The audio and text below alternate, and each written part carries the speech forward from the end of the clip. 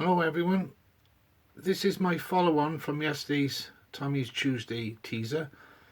This is the answer to the question of what make and types of vehicles are they. Alberto did very well. He identified quite a number of these vehicles, and it's really not easy because again they weren't so popular in Europe. So the green one, that's a Mark 1 Ford Cortina. They had two models at the beginning. They were a 1200cc and then a 1500cc with what they call the pre-crossflow engine. My first car was a 1963 Mark 1 Cortina estate car. So the next one is a Lotus Cortina. Very, very famous car.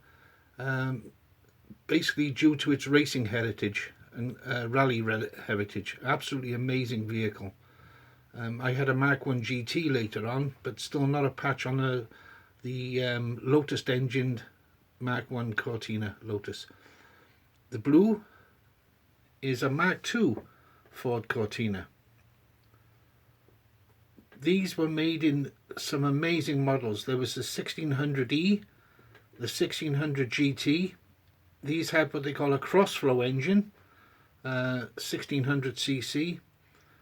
They were very, very good cars. Very, very good. I had one of those later on as well. I was a Ford fanatic. This is a Ford Zephyr. These were quite large cars. They also made almost the same body called a Zodiac, which had a 2.6 litre 6-cylinder engine. And again, a luxury car. It really was a luxury vehicle. So then the next range, the blue one, which I pointed out was like a Ford's version of a Woody. These were called the 100E range, and these had a side valve 1172cc long stroke engine. So as the name depicts, side valve, the heads were flat, and when you opened the bonnet of one of these cars, or the hood as they say in America, it looked almost exactly like a Ford Model T engine, and that's where the design came from. So over the years, Ford used the side block side valve engine in many of their models. So we have the blue one, which was called a Ford Squire. This was the Woody version. The green Ford was the Ford Popular or Anglia. That was a two-door. And then the red and grey was the Ford Prefect, which was four-door, which was again more luxurious than a Popular. It had more features. Next to that is a 105E Anglia. This was the car to replace the 100E.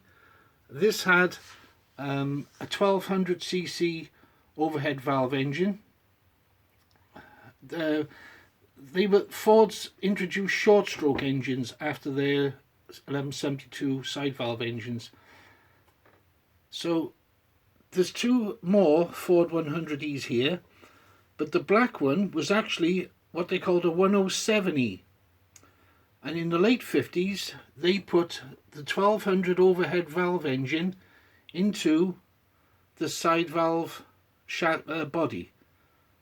I'm not sure how many were produced, but they were very good, very good. Okay, now we'll go on to the Vauxhalls.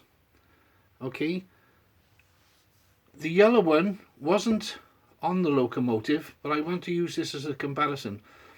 If you look at the design of these cars, what I said was in my first video that there's an American connection, and the connection was, or is, that Ford is American.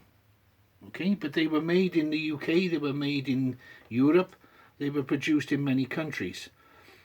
Vauxhall were bought by General Motors in the 20s. Okay, they were originally a very luxurious car. In fact, the Tsar of Russia's first car was a Vauxhall. and they were so popular in Russia that Vauxhall opened a dealership. So Vauxhall had an amazing history. They also made Churchill tanks during the Second World War. They produced thousands and thousands of army trucks. So a very, very well-known company. Now the yellow one, like I say, is called an FA Victor, and you can see the American styling there. You know that's really typical. The grey one is an FB Victor, and for me it lost its American charm. Next to that is a PA Cresta Deluxe. Now these were, in my opinion, one of the best looking vehicles ever made in the UK. I think that they're beautiful design. These also had a 2.6 six-cylinder engine, and I believe later there was a 3.3 litre version made. So the next one to that is the lowest spec Cresta. Now look at this black one. This is a Vauxhall Wyvern from the 50s. This was an amazing car for its time. It had independent suspension, the hood or the bonnet, whichever way you want to pronounce it, opened on the side. It didn't open up or forwards. Accessibility was amazing. These also had very, very good engines and gearboxes. The only problem with Vauxhalls was corrosion.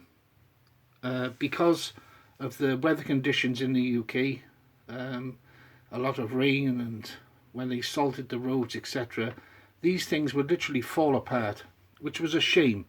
For me, like I say, one of the best designed vehicles on the market, and they were in stiff competition with Ford, for example with their Zephyrs and Zodiacs having the same similar capacity, 2.6 litre engines, 6-cylinder. So there was quite a lot of competition between the two makers. But again, out of preference, I would have gone for the PA. I had a PC Cresta, which was 3.3 litre, and if you see these things, absolutely a huge car for its day. Darren from Bleakhall Micro identified the Jaguar. Well done, Darren. And I already explained about the Morris 1000 Traveller. So that's the history of these vehicles. I hope it's helped Alberto, my friend, to identify more of them. I'm sure you have a lot of these, I'm sure you do. It was quite difficult to see the vehicles underneath, so I appreciate that. So that's why I thought. And also the story of the AC Cobra. American car? Well, yes and no. AC were made in Bristol, and Carroll Shelby bought the AC Cobra AC cars and fitted his V8 engines, and they were hence known as the AC Cobras.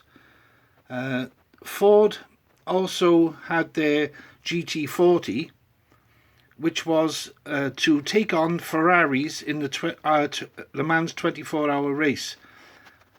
The GT40 was actually a car made in the UK called a Lola. That was a racing car, but our American cousins fitted a bigger V8 engine, and it took on Ferrari. So there we are. So there's a history of the American influence and the American connection. Obviously Ford in Germany had their Taunus, and they had various other they're not similar, but they had their models of Fords. Vauxhall would obviously have been Opel. So you have all the various Opel models. Later on, both Vauxhall and Opel made the Cavalier, which was an almost identical car with different badging.